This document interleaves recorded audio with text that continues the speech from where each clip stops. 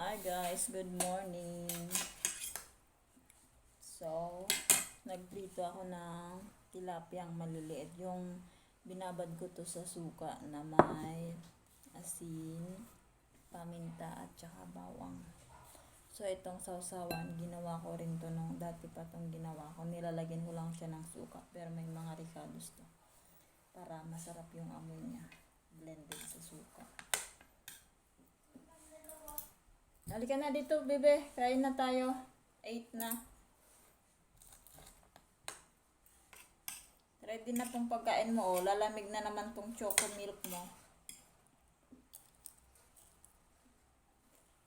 Sarap. Lasang-lasa yung asukal sa, suka sa tilapia. Binabad ko siya sa suka. Tapos dinamihan ko ng suka. Yung apaw siya sa isda. Sarap. Baby, alika na dito, dali na. Charge mo na po muna yan.